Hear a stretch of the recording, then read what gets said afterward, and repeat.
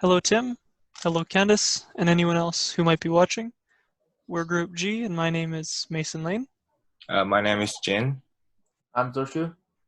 Our project is aimed to be leveraged by the Regina Fire Department for educating children regarding fire safety.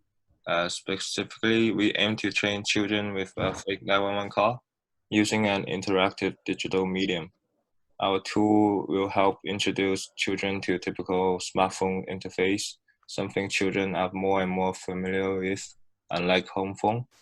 This tool is intended to be used alongside with other activities in the presence of an adult, namely firefighter visiting a school. And we use empathy mapping and affinity mapping to list out all the features we can think of for the project, and then group all the similar features together. And for the user story map, we updated since the last meeting with Candice. The voice over IP feature is no longer supported. We realized we were focusing too much on the technology.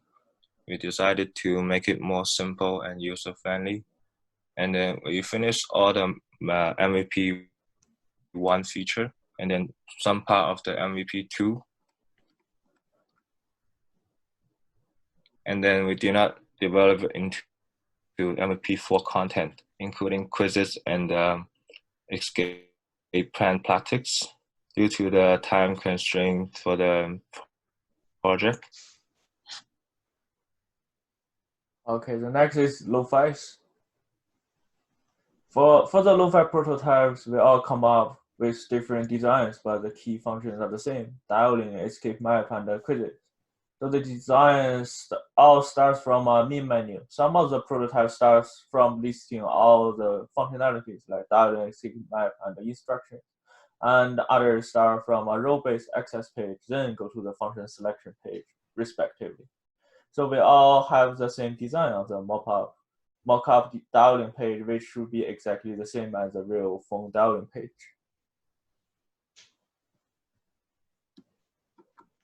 And some designs have pop-up windows as a hint when children fail to call 911. And the escape plan looks like a canvas so that children can draw their home. And the quizzes are designed to be multiple choice questions after the education session. So high fives. So we use familiar symbols as a signifier and for the information that will be used for calling 911 or escape activities. And the home buttons is used to go back to the main menu, and it maintains the dialing maintains the phone illusions, and the button on the right, it should be a backspace, but it look too much like a back button. We couldn't find a button looks like a delete or backspace. And a pop-up like shows something undesired, like dialing 911 has happened, and the pop-up is auxiliary and informs the children and teachers that they are no longer engaging with the number pad. And this let us take the users away to say something important without redirecting. And the colored button to encourage child's actions. And as per Candice's request, she doesn't want this happens at the beginning, so she wants the children to have their own chance to dial the 911 without any helps. And also we maintain the illusion of the calling on the left. And the children, after children hangs up, we finally take out the illusion for a congratulation page. And we also designed this instruction page when children could not dial 911 properly. So I'm going to show off a quick demo of the tool. And I'm going to keep the slides open just in case I refer to some of the hi-fis that we had before. So our main menu is very simple. It would ideally grow as we add more features like the quizzes and escape plan. But for now, It's just the 911 button. It uses traditional symbols to afford its purpose, similar to what you'd find on a cell phone. This concept has not changed from the hi-fis.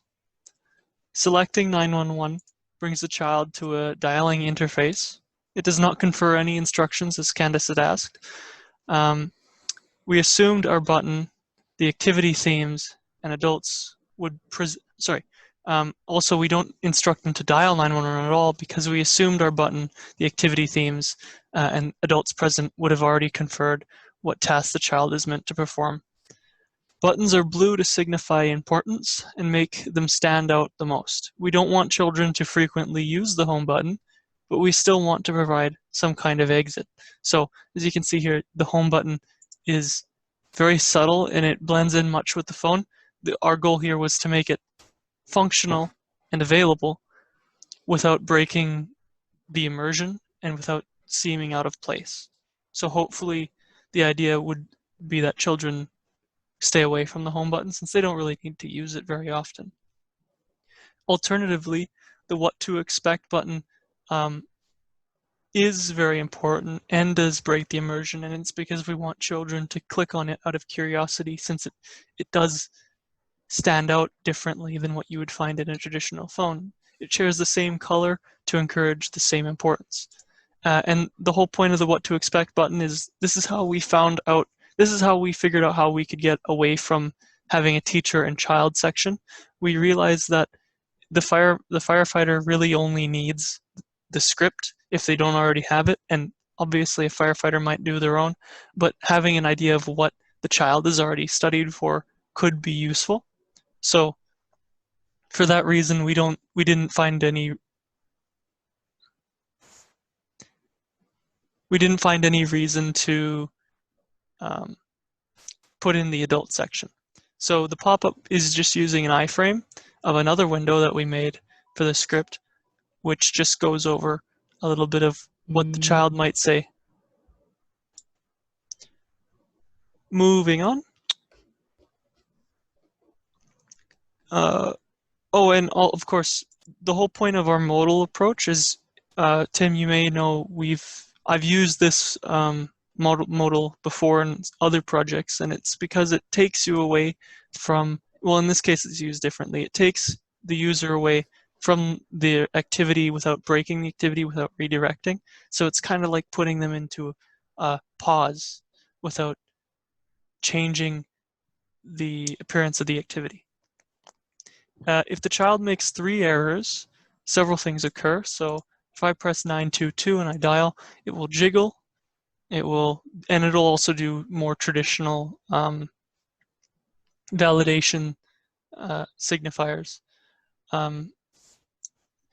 Doing it again, or 3 times to be exact, will present the child with a pop-up saying, well, not to discourage them, so it's okay that they're making some errors, but that it's here to help. It reminds the child that they're meant to dial 911, and it's also, in the meantime, recolored the screen to encourage their action a bit more. So they have 3 chances before this happens. What to expect, I think, is still important enough to keep colored. It's also a brighter blue. So if the child is now doing this, they can make the error 3 times, and it will bounce. And I got inspiration here from video games, which after a certain amount of little to no or inappropriate input will glow or pulsate in certain tutorials, things like that, to draw a person's attention, to make them do something. So I really like the button bouncing. I think it is fun for the children. Candace had asked that we implement something fun and engaging, so hopefully that comes through. Once they make another 3 errors, so that's about 9 or 12 errors, we disable all other buttons. And this can easily be turned off if Candace thinks this is a little too much. But really, we're trying to, at this point, they've been on the app for a bit too long and we're trying to drive home the goal. So it's still up to the child to dial it correctly, however, and from now on it will always bounce until they finally get it right or reach out for parent-teacher instruction. Dialing 911 brings the child to a rather common contact screen. We didn't have much reason to do anything else. They can't go home here because they're so close to the end. If they have to go home, they can easily click end call. What to expect is still here in case the child still needs some kind of reminder. I do admit, I feel like we could have done the what to expect button a little bit differently to make it more clickable by adults and children. There are some children that probably won't click it. So during this time, the child will talk to the adults and they'll have a fake phone call with each other as they go through the steps of speaking with 911. When they hang up, we bring them to a page that congratulates them, makes them feel rewarded, and also is fun. And particularly, we want it to signify that it is the end. So for that, we've used some falling confetti. This takes the child out of the simulation as well. You'll see that it's not using pop-ups, it's not pausing, right? It is a completely different page. It has nothing to do with phones, and it's saying, we're done. And all you can do now is go home or pass on the phone. The confetti is the only script we didn't make ourselves other than some bootstrap CSS. Confetti is a vanilla JavaScript that I found, which I thought would just simply be a good addition. So in case you're wondering where we got that from, going home brings you back to 911, and that is the majority of our application. I don't think I have anything else to discuss except for our instruction page, particularly these affordances that we were able to build into our UI, the bouncing buttons, the disabling the buttons. All of these really allowed us to avoid having to do a slideshow. So redirecting or popping up a slideshow for the children to navigate through is a lot less fun than something like that. It's simple. It may not confer the same amount of information. In future iterations, we would ideally make it so that if they messed up enough times, then 9 would bounce until they clicked 9, and then 1 would bounce until they clicked 1.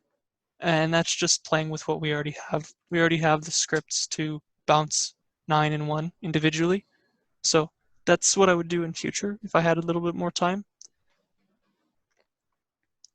However, that sums up the app. I would say if you have any questions, feel free to ask, but unfortunately this is a video. Do you guys have anything else you'd like to add? Nope.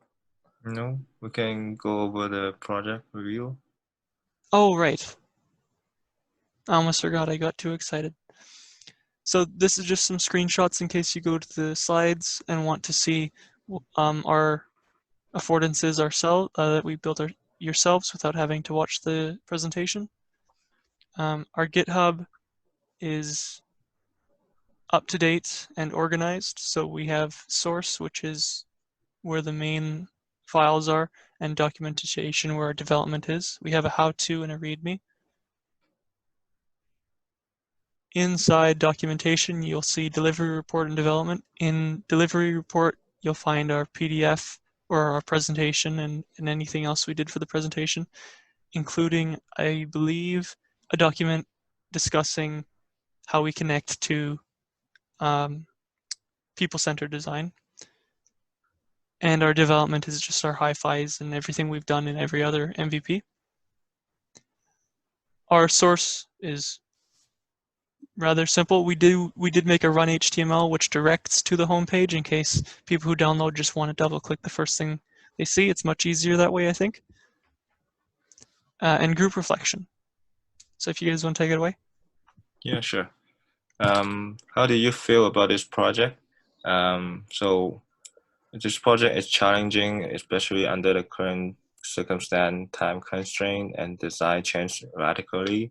And then, but we also like it. The feedback helps us also realign our project vision, so we can come up with products sooner. And what did you learn from this project? collaboration brings more idea, and especially we learn from this is a picture is worth than 1,000 words. And then do not rush into the technology first.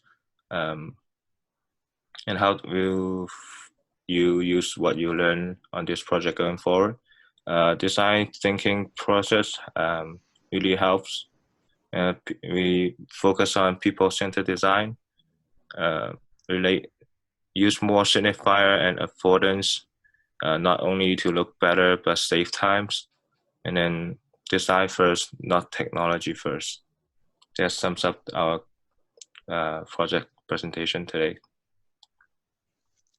Thank you guys for watching, and hope to see you soon. Goodbye.